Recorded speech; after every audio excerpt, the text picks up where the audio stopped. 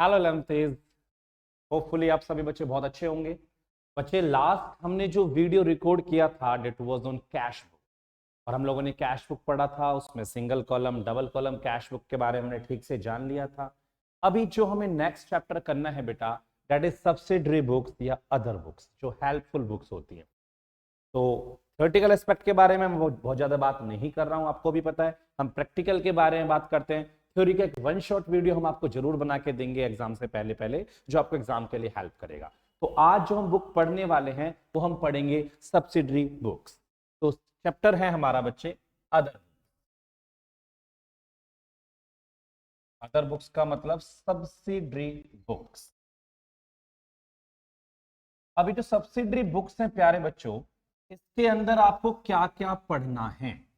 इसके अंदर आपको सबसे पहले आपकी बुक है परचेज, दूसरी आपकी बुक है सेल्स बुक, तीसरी आपकी बुक है परचेज रिटर्न। तीसरी बुक का नाम है परचेज रिटर्न। और फोर्थ आपकी बुक है सेल्स रिटर्न, जो कि आपके बुक में आपको दी हुई हैं, जो कि आपके क्वेश्चंस में आपको दी हुई हैं। तो आपके पास परचेज बुक के क्वेश्चन होंगे, आपके पास सेल बुक के क्वेश्चन होंगे, आपके पास परचेज रिटर्न के क्वेश्चन होंगे, और आपके पास सेल्स रिटर्न के क्वेश्चन होंगे। तो आपके पास 4 बुक से क्वेश्चन हो सकते हैं। अपार्ट 2 चीजें और होती हैं, बीआर बुक भी होती है, बीपी बुक भी होती है, बिल्स असेबल बुक और बिल्स पेबल बुक। लेकिन आजकल 11th क्लास में इनका क्वेश्चन नहीं मिलता है देखने के लिए। लेकिन yes, it is a kind of subsidiary book, ये हुआ करती है पहले, तो अब हम यूजुअल इनको नहीं देख रहे। ठीक है बच्चे। तो सब्सिडरी बुक में आपके पास कौन सी बुक होंगी? 4 book basically, purchase, sale, purchase return, sale. क्या क्या इनके अंदर हम रिकॉर्ड करते हैं? परचेज बुक में ओनली क्रेडिट परचेज, केवल क्रेडिट परचेज इसमें आती हैं। सेल बुक में केवल क्रेडिट सेल्स। तो सीधी सीधी सी बातें हैं, इनके अंदर बस क्रेडिट एंट्रीज आएंगी। इनके अंदर बस क्या आएंगी? क्रेडिट एंट्रीज आएंगी। क्रेडिट एंट्रीज इनसे जुड़ी हुई, परचेज और सेल से जुड़ी हुई क्रेडिट एंट्रीज इनके अंदर आएंगी। ठीक है बेटा। तो अब इस पर थोड़ा सा फोकस करेंगे, कुछ बातें जो मैंने आपको लास्ट बताई थी। देखो, आपने पिछला चैप्टर करा कैश बुक, आपने पिछला चैप्टर करा कैश बुक। तो कैश बुक के अंदर आपने क्या पढ़ा था? ओनली कैश ट्रांजेक्शन, केवल और केवल कैश ट्रांजेक्शन, केवल और केवल कैश ट्रांजेक्शन इसके अंदर आती हैं, चाहे वो किसी भी चीज से रिलेटेड हो। सारी कैश ट्रांजेक्शन कैश बुक में आप लोगों ने पढ़ी है ना बेटा। परचेज बुक में क्या आएगा? Credit purchase of goods. Cash नहीं, कैश तो कैश बुक में आ गया, क्रेडिट परचेज। सेल बुक में क्रेडिट सेल्स। परचेज रिटर्न, जो आपने क्रेडिट परचेज किया उसको रिटर्न करना, और सेम सेल रिटर्न के केस में आपके सामने आएगा। तो सर, कैश की एंट्री तो कैश बुक में चली गई, और परचेज सेल की एंट्री इनमें आ गई। इन्हें छोड़कर अब जितनी भी एंट्रीज हैं, इन्हें छोड़कर जितनी भी एंट्रीज है, मतलब कैश ट्रांजेक्शन को छोड़कर, और इन चारों को छोड़कर जो भी एंट्रीज होती हैं वो सारी जर्नल प्रॉपर में जाती हैं। वो जर्नल प्रॉपर में, हालांकि मैं चैप्टर के बाद ये बात आपको बहुत बेटर क्लियर करूंगा कि जर्नल प्रॉपर क्या होता है। तो जर्नल प्रॉपर में वो सारी एंट्री जाएंगी जो कैश बुक में नहीं गई, जो कैश बुक में नहीं गई। और इन 4 जो अदर बुक दे रखी हैं, ये 4 अदर बुक्स जो आपकी स्क्रीन पर दे रखी हैं फिलहाल के लिए, जो इनमें नहीं गई, इन्हें छोड़कर वो सारी एंट्री जर्नल प्रॉपर में जाती हैं। वो बातें हम आपसे करेंगे after completion of this chapter. हम आपके साथ ये बातें जरूर करने वाले। ठीक है बच्चे? हाँ सर, ठीक है। तो अब हम स्टार्ट कर रहे हैं परचेज बुक के। तो एक परचेज बुक का फॉर्मेट कैसा होता है, और क्या क्या बातें आपको ध्यान में रखनी है जब आप परचेज बुक बनाएं। तो क्या बातें आप ध्यान में रखें? सबसे पहली बात, कुछ बेसिक रूल्स हैं। पहला, only credit transactions are record. Only credit transactions are record. अगर आप परचेज बुक बना रहे हैं तो केवल और केवल आप उधार लेन देन रिकॉर्ड करेंगे। दूसरा, non business and purchased of fixed assets, and purchased of fixed asset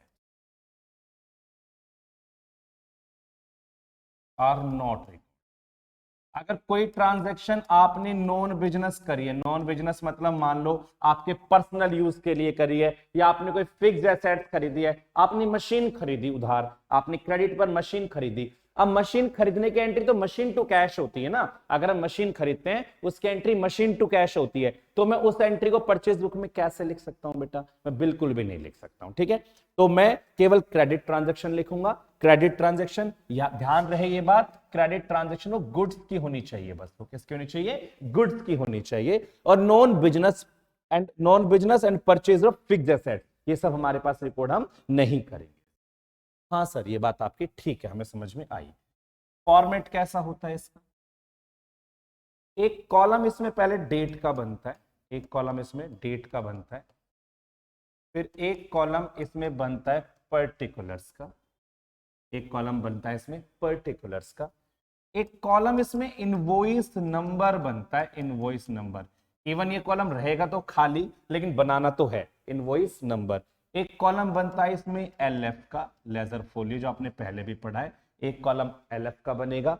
एक कॉलम आप इसमें डिटेल्स का बनाएंगे, डिटेल्स जिसमें आप अमाउंट कैलकुलेट वगैरह करेंगे, एक कॉलम आप इसमें डिटेल्स का बनाएंगे। और उसके बाद वैसे तो आप सीधा अमाउंट निकाल लेंगे, वैसे तो सीधा अमाउंट का कॉलम बना देंगे, लेकिन कभी कभी कुछ क्वेश्चन में कैरेज इनवर्ड और पैकिंग चार्जेस वगैरह ऐसी चीजें दी होती हैं। अगर ऐसा है, अगर ऐसा गिवन है किसी क्वेश्चन में, तो हम इस अमाउंट के कॉलम को डायरेक्ट ना बना के हम क्या करेंगे, हम थोड़ा सा एक कॉलम यहां पर कॉस्ट का बना लेंगे, फिर उसके बाद packing charges, packing and other charge के नाम से बना लेंगे, और फिर उनका टोटल कर लेंगे। ये बात बेटा सारे क्वेश्चन में नहीं होगी, ये बात सारे क्वेश्चन में नहीं होगी। एंड वन मोर थिंग, अभी मैं बातों को विदाउट जीएसटी कंसीडर कर रहा हूं, अभी मैं बातों को क्या कंसीडर कर रहा हूं? Without GST. मैं अभी जीएसटी के साथ आपकी बातें नहीं कर रहा हूं, नॉर्मल एक बुक की बात कर रहा हूं। तो आप इतनी बात मेरी समझ पा रहे हैं कि हम कैसे फॉर्मेट लेके चलेंगे। यहां आप परचेज बुक लिख देंगे, यहां आप परचेज बुक लिख देंगे इस तरीके। तो आपके कॉलम कौन से हैं? सबसे पहले कॉलम है डेट का, फिर कौन सा है? पर्टिकुलर्स का, फिर कौन सा है? इनवॉइस का, फिर एलएफ, फिर डिटेल्स, फिर उसके बाद कॉस्ट, और फिर सीधा अमाउंट आ जाएगा अगर ये नहीं दिया हुआ है तो। अब कैसे कैसे होता है क्वेश्चन? आपको ऐसे बोलेगा कि purchased goods from Deepak and sons on credit, purchase goods from Deepak and sons. तो जो भी वो आपको डेट देगा, मान लो जो भी आपको डेट देगा, तो यहां पर आप सबसे पहले नाम लिखोगे Deepak and sons, Deepak and sons. मान लो आपसे कह रहा है 20 पेन खरीदे 50 रुपए वाले, तो 20 pen at the rate ₹50 each, तो कितने के हो गए 20 पेन 50 वाले? सर 1000 के। आप डिटेल्स में लिख देना। और आपसे कह रहा है 10 कॉपीज खरीदी, 10 कॉपीज खरीदी 200 ईच, तो 200 ईच, तो कितने की हो गई? ये 2000 की। ठीक है, तो आप सीधा टोटल 3000 में लिख देना। सीधा टोटल कितना हो गया? 3000। कोई दिक्कत थोड़ी है इसमें। कभी कभी क्वेश्चन आपको ट्रेड डिस्काउंट बोलेगा, कहेगा ट्रेड डिस्काउंट भी था 5%, तो आप क्या करेंगे? लेस कर देंगे उसमें से ट्रेड डिस्काउंट। कह रहा ट्रेड डिस्काउंट था 5%, तो आपको कुछ नहीं करना, बस इसमें से 5%, 150 रुपए का ट्रेड डिस्काउंट माइनस करके 2850। ऐसे कुछ और बंदे होंगे, सेम ट्रांजैक्शन, तो डेट डालेंगे और इस तरह से ट्रांजैक्शन हम करते रहेंगे। फिर एंड में सर जाके क्या करेंगे बेटा? जब एंड में आप फाइनल स्टेज पे आ जाओगे जहां इसका टोटल करना होगा आपको, तो आप एंड में आके ये लिख देना परचेज अकाउंट डेबिट। क्या लिख देना? Purchase account debit. जो भी क्वेश्चन का हमारा टोटल अमाउंट होगा उस तरीके से हम परचेज अकाउंट डेबिट लिख। तो कोई बहुत मुश्किल या बड़ा क्वेश्चन परचेज बुक से ऐसे नहीं होता है। It is usually based on the calculation. इसमें जो भी है वो सब कैलकुलेशन बेस्ड है, आपको कुछ भी खास नहीं करना है। बस याद रखने की बातें क्या हैं? याद रखने की बातें ये हैं कि केवल क्रेडिट ट्रांजैक्शन इसके अंदर आएंगी, और गुड्स के परचेज की। नॉन बिजनेस का मतलब ड्राइंग्स वगैरह, नॉन बिजनेस का मतलब ड्राइंग्स वगैरह, ठीक है। और परचेज ऑफ फिक्स्ड एसेट्स, यानी कि जैसे मान लो मैं क्लॉथ डीलर हूं और मैंने खरीदी कोई मशीन, कोई टाइपराइटर, तो ये तो मेरी फिक्स्ड एसेट्स है ना, तो इस तरह का खरीदना कभी भी इन बुक में रिकॉर्ड नहीं होगा। तो जब भी आप ध्यान रखेंगे तो क्या बातें ध्यान रखनी है, सर क्रेडिट एंट्रीज आएंगी, कैश नहीं आएंगी, सर वही एंट्री आएंगी जो हमारा बिजनेस है, और फिक्स्ड एसेट्स का खरीदना नहीं आएगा। तो एग्जैक्टली आपको यही सब बातें याद रखनी, ठीक है बेटा, कोई दिक्कत इसमें नहीं है। ओके सर, मैं थोड़ा सा इसको छोटा करूंगा बेटा, क्योंकि इसका मेरे पास अभी कोई खास यूज है नहीं, तो मैं इसको साइड में ले जा रहा हूँ, तो मैं इसको पहुंचा देता हूँ यहाँ पर, और मैं आपको कुछ बताना चाहता हूँ इसके साथ, आप उस चीज पर फोकस। ये तो मैंने एक ही बंदा लिया है, इसमें अगर कोई और बंदा भी होता, हो सकता था कोई और बंदा हो इसके अंदर, मान लो जैसे दीपक एंड सन्स है, ऐसे रामलाल एंड सन्स भी कोई होते यहाँ पर, रामलाल एंड सन्स, और उनसे 10 पेन खरीदे होते 1000 के, तो फिर 10 पेन 1000 के ऐसे हो जाते 1000, ठीक है ना। तो इस तरह से यहाँ पे 1000 लिखते और टोटल लिख देते कॉस्ट में, क्योंकि ट्रेड डिस्काउंट मैंने नहीं माना, तो वो कुछ भी हो सकता था। अगर आपसे क्वेश्चन यहां पर ये बोलता है, क्या बोलता है क्वेश्चन, थोड़ा सा मैं आपको बताता हूं, चेक करना।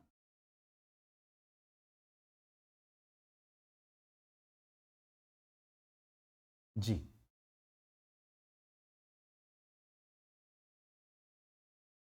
अगर क्वेश्चन आपसे कहता कि पोस्ट देम इनटू लेजर, कि जो भी आप कैश अकाउंट बना, जो भी परचेज बुक आपने बनाई है, उसके बाद उसे लेजर में पोस्ट करो, इसी परचेज बुक को लेजर में पोस्ट करो। तो आप देखो आपने किस किस के अकाउंट बनाए, आपने दीपक एंड सन्स का अकाउंट बनाया, आपने बनाया दीपक एंड सन्स का, तो आप एक दीपक एंड सन्स का अकाउंट बनाएंगे, दीपक एंड सन्स कैसे बनता है आपको पता है ये बात तो, हाँ sir, date particular L amount date, JF बोलते हैं वैसे इसको, इसमें जेएफ होता है लेजर में। तो एक तो दीपक एंड सन्स का अकाउंट बनेगा, और एक कौन है, रामलाल एंड सन्स का, मैंने ऐसे लिख दिया बेटा बीच में, दोबारा लाइन नहीं खींच रहा मैं, रामलाल एंड सन्स का। तो दो तो ये बंदे हो गए, और एक बनाओगे परचेज का। अगर आपसे क्वेश्चन कहे कि परचेज बुक बना के उन्हें लेजर में भी डालना है, तो आप ये सारे अकाउंट आपको बनाने, आप सब लेजर का फॉर्मेट जानते हैं। This is your date column, it is particulars, F amount, date particulars, F amount, तो ये हमारा फॉर्मेट, ठीक है। कैसे डालेंगे आप, दीपक एंड सन्स में टोटल कितना अमाउंट गया है, 2850, टोटल कितना गया है 2850। आप इसे दीपक एंड सन्स के क्रेडिट में लिखेंगे, मैं आपको बता देता हूं एंट्री क्या होती है। अगर आपको याद हो तो परचेज की एंट्री होती है purchase account debit, purchase account debit to Deepak and sons, to Deepak and sons. तो आप मुझे खुद से बता दो, क्या दीपक एंड सन्स के क्रेडिट में बाय परचेज नहीं लिखना चाहिए मुझे, बिल्कुल लिखना चाहिए ना। तो मैं दीपक एंड सन्स के क्रेडिट में जो भी डेट दी होगी उस दिन लिख दूंगा बाय परचेजेस 2850। ऐसे रामलाल एंड सन्स के क्रेडिट में जो भी डेट होगी बाय परचेजेस 1000। तो परचेज का टोटल कितना हो गया, 3850 हो गया, जैसे हो गया। तो परचेज के डेबिट में क्या लिखोगे आप, ऐसे लिख के ये लिखना होता है to sundries, sundries of purchase book, to sundries of purchase book, सीधा एक बार में टोटल लिख देंगे 3850, सीधा एक बार में टोटल लिख देंगे 3800। तो कौन सा मुश्किल काम है परचेज बुक बनाने में, कौन सा मुश्किल काम है, आइटम्स आइडेंटिफाई करनी है, आइटम्स लिखनी है, और उनके ऊपर चेक करना है कोई ट्रेड डिस्काउंट तो नहीं दिया हुआ है, तो एडजस्ट करना है, और उसके बाद नॉर्मल वे में आप एक अकाउंट बना सकते। तो परचेज बुक किसी भी तरीके से कोई दिक्कत आपके सामने नहीं करने वाली। अब हम कौन सी बुक करेंगे अगली, सर इसके बाद होती है सेल बुक। तो बेटा इसे मैं हटा देता हूं और सेल बुक के साथ बात करते। अगली बुक होती है सेल्स। बातें तो वही रहेंगी, मैं दोबारा क्या ही लिखूं, ओनली क्रेडिट ट्रांजैक्शंस, केवल नगद, बिजनेस रिलेटेड होनी चाहिए, business related, note of fixed assets, fixed assets का नहीं होना चाहिए। मान लो आप क्लॉथ डीलर्स हैं और अपना फर्नीचर बेच दिया आपने, ये थोड़ी ना आएगा, नॉन बिजनेस ट्रांजैक्शन थोड़ी ना आएंगी। बिल्कुल सही बात है। फॉर्मेट सर इसका भी ऐसा ही है क्या? बेटा सबका सेम, कुछ करना ही नहीं होता ना ऐसा। फिर से एक डेट कॉलम बनेगा, एक पर्टिकुलर्स कॉलम बनेगा, एक कॉलम फिर से इनवॉइस नंबर बनेगा, एक कॉलम फिर से एलएफ का बनेगा, डिटेल्स, अमाउंट। ये आपका जो इनवॉइस कॉलम है ना खाली सा ही रहता है ऑलमोस्ट, और ये भी उसके बाद की बात इतनी है नहीं क्योंकि विदाउट जीएसटी कर रहा हूँ, तो ये तो नॉर्मल नॉर्मल खाली खाली से रहेंगे, कुछ खास बात इनके अंदर है। सर इसमें क्या करेंगे बेटा? सेम वही, पहले नाम डालेंगे कि किसको आपने बेचा। मान लो आपने 100 पेन बेचे किसी को, अमाउंट सेम ऐसे ही। फिर 20 कॉपी बेची, अमाउंट सेम ऐसे ही। फिर उसमें कोई ट्रेड डिस्काउंट है तो माइनस कर लेना। सर बिल्कुल सेम है क्या? हाँ जी बेटा बिल्कुल सेम, कुछ भी नया नहीं। तो फिर तो हम कर ही लेंगे। और एंड में जाके, हाँ एंड में जाके बस आप जब टोटल करने वाले होंगे तो जहां आपने परचेज डेबिट लिखा था वहां सेल्स अकाउंट को आप क्रेडिट लिख दें, क्योंकि परचेज तो डेबिट होता है लेकिन सेल्स रिटर्न हमेशा क्रेडिट होती है। ठीक है बच्चे, तो मैंने आपको इस सेल का फॉर्मेट बता दिया कैसा होता है। सर इसमें भी लेजर पूछ सकता है क्या? हाँ जी बेटा पूछ तो सकता है। मैं इसको फिर से उधर खिसका देता हूं और आप फिर से फोकस कर लेना थोड़ा सा कि अगर इसमें लेजर पूछे तो कैसे बने। ठीक है, तो मान लो आपसे, इसका नाम हम मान लें थोड़ी देर के, राम मान लेते, इसका नाम क्या है? राम मान लेते। तो आपको अगर लेजर बनाना है, तो जो भी बंदा है मान लो राम है,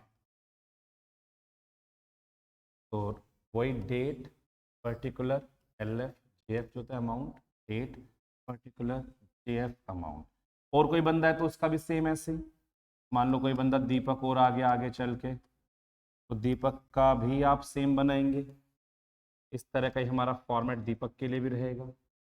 और एक आप किसका बनाएंगे फाइनली? किसका बनेगा? सेल्स का, क्योंकि वो तो मेन है ही ना बेटा, सेल बुक तो मेन है ही। तो इस तरह से आप इसका लेजर बनाएंगे। जैसे आपने मान लो राम से खरीदा तो आपने एंट्री क्या करी होगी? राम को बेचा तो आपने करा होगा राम डेबिट टू सेल्स। अगर आप राम को बेचोगे तो आपकी एंट्री क्या होगी? Ram debit to sales. तो फिर आप क्या करेंगे? राम के डेबिट में टू सेल लिखा करेंगे? नहीं लिखा करेंगे। जो भी ये अमाउंट होगा उसे राम के डेबिट में डेट डाल के आपको टू सेल्स लिख, ऐसे ही दीपक के डेबिट में डेट डाल के टू सेल्स लिखना है। तो आपको कुछ नया काम थोड़ी करना है। और सेल के क्रेडिट में जो ये टोटल आएगा पूरा, सेल के क्रेडिट में जो ये पूरा टोटल आएगा, ये एक साथ लिखना है by sundries, sundries of sales book, by sundries of sale book. आप इस तरह से इसको क्लोज कर देंगे बेटा। तो इस तरह से आपको सेल बुक और परचेज बुक बनाने में मेरे हिसाब से कोई दिक्कत नहीं होनी चाहिए। और मैं क्वेश्चन तो आपको कराऊंगा, मैं अब एक पीडीएफ के साथ 4 क्वेश्चन आपके सामने लेके आऊंगा और मैं क्वेश्चन आपको कराऊंगा सब ये। अब आपको पता भी चलेगा हैंड टू हैंड कि चीजें दिक्कतें कहां कर रही हैं आपके साथ। तो आपको दोनों बुक का बेसिक कॉन्सेप्ट, दोनों बुक का फॉर्मेट ऑब्वियसली क्लियर होगा, कोई दिक्कत आपको नहीं है। हाँ सर हमें सब समझ में आ रहा है। तो बेटा समझ में आ रहा है तो हम अगले टॉपिक के साथ बात कर लेते हैं। फॉर्मेट एक बार चारों बुक के बता दूंगा ना मैं आपको, तो उसके बाद हम बात करेंगे। तो अगली बुक है बेटा purchase return book. Purchase return, दूसरा नाम तो पता ही है ना इसका, रिटर्न आउटवर्ड। रिटर्न आउटवर्ड, सामान खरीदा और खरीदकर वापस कर दिया। रूल सेम चलेंगे, सिर्फ फॉर्मेट आपको समझना है अभी के लिए। एक कॉलम आप बनाएंगे डेट का, एक कॉलम आप फिर से किसका बनाएंगे? पर्टिकुलर्स का। सर इसमें भी इनवॉइस क्या? नहीं सर, इसमें बनता है debit note, sir debit note क्या होता है बेटा? परचेज रिटर्न, परचेज रिटर्न क्या होता है? मैंने किसी बंदे से परचेज किया था, वो मेरा क्रेडिटर बना था। जब मैंने परचेज किया था उधार, तो वो बंदा मेरा क्रेडिटर बना था। आज मैं वो सामान वापस करके आ रहा हूं, आज मैंने उसका सामान वापस कर दिया, यानी परचेज रिटर्न कर दिया, तो मेरे क्रेडिटर कम होंगे, क्रेडिटर कम होंगे तो लायबिलिटी कम होगी, लायबिलिटी कम होने पर डेबिट होती है। तो एक डेबिट नोट बना के दे देंगे कि भाई बंदा इतना सामान वापस दे गया, क्रेडिटर कम हो गया, समझ रहे हो? तो डेबिट नोट लिखना कुछ नहीं है। फिर अगला कॉलम सर, फिर तो हम समझ गए, डिटेल्स आ जाएगा और फिर उसके बाद amount.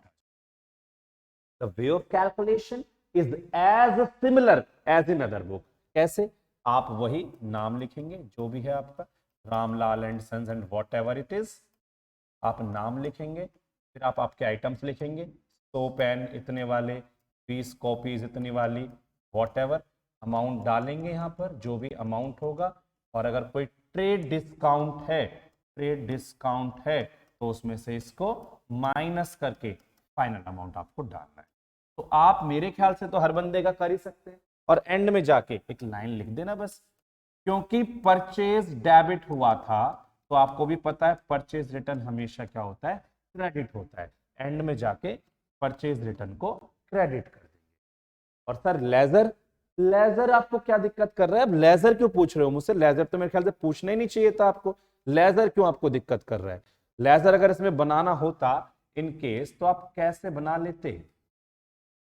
Ramlal and sons, Ramlal and sons का लेजर बना, और रामलाल एंड सन्स में date particular this one amount, date particular and JF amount. तो क्या करते? रामलाल एंड सन्स में रामलाल, परचेज रिटर्न की एंट्री आपको पता है क्या होती है? परचेज रिटर्न की एंट्री होती है Ramlal and sons debit to purchase return, क्योंकि आपको भी पता है परचेज हमेशा डेबिट होता है और परचेज रिटर्न क्रेडिट होता है। तो खुद बताओ, परचेज रिटर्न के क्रेडिट में क्या बाय रामलाल एंड सन्स ना लिख दूं, और रामलाल एंड सन्स के डेबिट में टू परचेज रिटर्न, तो टू परचेज रिटर्न, ऐसे करके मैं कर सकता हूं। और ऐसे कोई और बंदा आएगा तो उसमें भी सेम उसके डेबिट में। और परचेज रिटर्न बुक के, परचेज रिटर्न अकाउंट जो आप बनाओगे उसमें आप भी समझ गए होंगे, उसमें तो सर टोटल लिखते हैं ना सर ये वाला, हाँ तो उसका नाम क्या है? By sundries of purchase return book, और टोटल एक साथ डाल। सर सेल्स रिटर्न में कोई चेंजेस है क्या? बेटा कुछ चेंज नहीं है। सेल्स रिटर्न में जहां ये डेबिट नोट है वहां पर आपको लिख देना है क्रेडिट नोट, बस, और पूरा का पूरा सेम रहेगा बेटा, पूरा का पूरा सेम रहेगा। और हम बाकी क्वेश्चंस ऐड करेंगे, वीडियो इतना ही है इसमें, यहाँ पे कॉन्सेप्ट में इतना ही है, हम क्वेश्चंस ऐड करके चीजों को बेटर क्लियर करेंगे। आप इसको नोट करके रखो, अपने पास फॉर्मेट बना के रखो, हम क्वेश्चंस के लिए जस्ट ज्वाइन कर रहे हैं।